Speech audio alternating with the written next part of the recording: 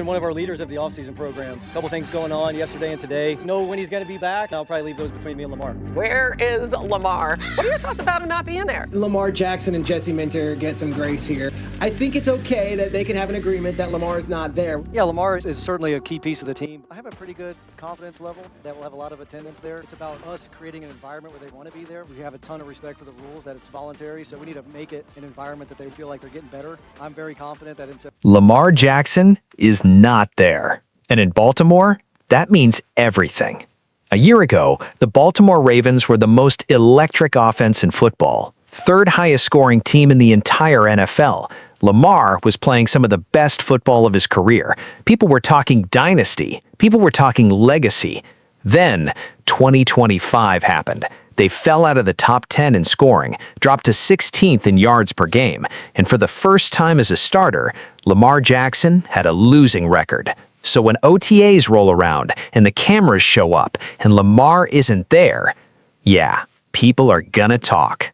Lamar Jackson and the Ravens offense in 2025 was not the same as it was in 2024. They went from being the third highest scoring team in the NFL to outside the top 10, went from leading the NFL in yards per game to 16th, and Lamar also had his first losing record in a season in which he's the starter. So, Bill, it's important to remind everybody that these are voluntary workouts, and Lamar does not have to be there if he doesn't want to. Coach McDermott stood up there and said the right things, said Lamar has been one of the leaders of the offseason program, said he has full confidence they'll have him where they need him come September.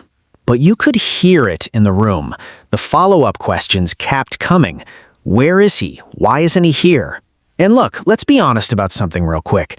These are voluntary workouts. Lamar Jackson does not owe anybody an explanation for missing OTAs. Tom Brady, the greatest quarterback to ever play this game, the guy who arguably cared about winning more than any player in NFL history, skipped OTAs constantly, and it never cost him a Super Bowl. So is this a big deal? On its own? Probably not, but here's what makes this difference. This isn't the same Baltimore Ravens offense Lamar has been running for years. This is a completely different room. A little, just because there's a lot of new in the room in Baltimore. There's a new OC in Declan Doyle, who's new to the offensive coordinator job anywhere. It's his first OC role in the NFL. There's 3 new interior offensive linemen, including a new center, who might be Corey Bullock, who would be new to starting an NFL game. He hasn't done that before. This were last year with Tyler Linderbaum at center, Todd Monken at OC. They're running the same offense. Okay, not really a big deal. But with this situation, would have been nice to have him there.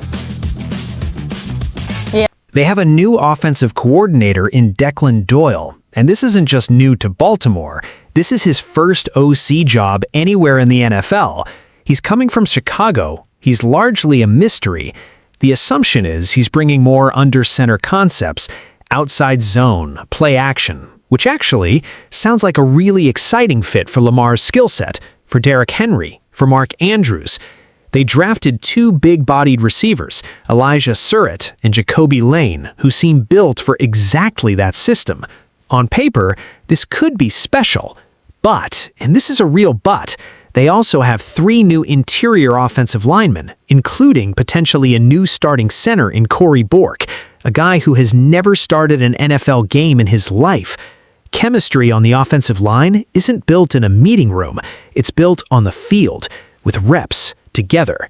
And that's exactly why some people inside Baltimore wish Lamar was there, not because they're panicking, but because the pieces are new enough that every single practice rep matters.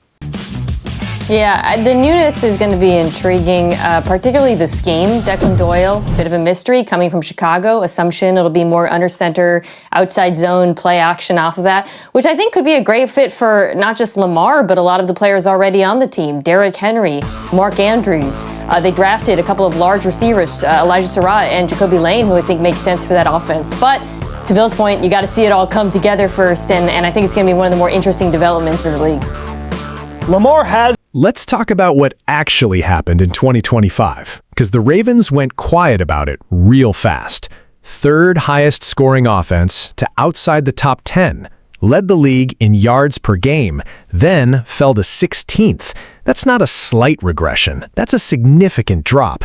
And Lamar, who had been practically untouchable the 2 years prior, finished the year with his first losing record as a starter. Now, there are reasons. There are always reasons in the NFL. Injuries, scheme, opponent adjustments. Games are won and lost for 1,000 different reasons. But the story coming into 2026 isn't Baltimore is fine. The story is Baltimore has something to prove. And when you have something to prove and your quarterback is voluntarily absent from the start of the offseason program, it's hard not to wonder. Meanwhile, up in Pittsburgh, the word of the week is surreal. Aaron Rodgers signed that one-year deal and walked into the Steelers facility before 7 a.m. on a Monday morning. And when he got on the field with head coach Mike McCarthy, a man he won a Super Bowl with back in Green Bay in 2011, Rodgers said it felt like a pinch-me moment, said it felt like 2006, said it felt like he was 22 again. But here's the thing. He's not 22. He's 42. And the NFL has a way of reminding people of that. The analytics aren't kind here. Last season, Rodgers ranked 27th in the league in deep ball completion percentage. He was getting rid of the ball faster than almost anyone, but not because he was reading defenses brilliantly, because he had to. He was throwing shorter passes than nearly every starting quarterback in football, and he had more throws under 10 yards than any quarterback in the last 5 years. That's not the Rodgers we grew up watching. That's not the guy who made Lambeau Field feel like his personal highlight reel for 15 years.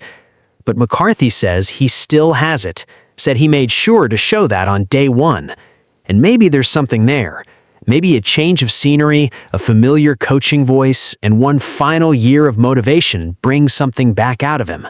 Or maybe nostalgia is just nostalgia. And then there's Cleveland. If Pittsburgh is a gamble on the past, Cleveland is something different entirely. It's a bet on uncertainty. Because right now, the Browns don't know who their quarterback is going to be in Week 1. On one side, Shedeur Sanders, second-year quarterback, son of Deion Sanders, one of the most hyped college prospects in recent memory, now trying to prove he belongs at the next level. On the other, Deshaun Watson, a guy who hasn't played since tearing his Achilles in October of 2024, a former franchise centerpiece, now fighting just to prove he can still move. New head coach Todd Monken has been splitting first-team reps between them. He's been complimentary of both. He's not rushing the decision. He wants a clear starter before Jacksonville in Week 1, but he says he's going to let it play out naturally. Which sounds reasonable until you look at the actual numbers. Over the past 2 seasons, among quarterbacks who threw at least 100 passes, Shedeur Sanders and Deshaun Watson ranked 89th and 90th respectively. That's not a misprint. That is a quarterback competition between 2 guys sitting at the very bottom of the league in statistical performance.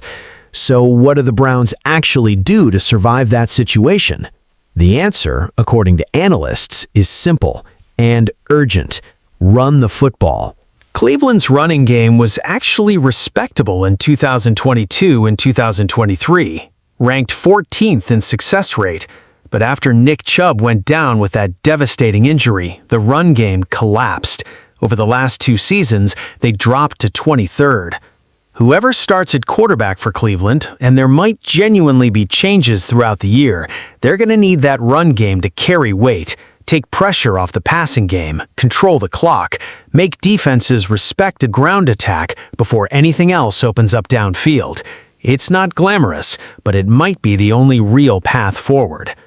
If you're finding this breakdown genuinely useful, and we've got a lot more NFL OTA deep dives coming all offseason, hit subscribe. It takes 2 seconds, and it means you won't miss a single one.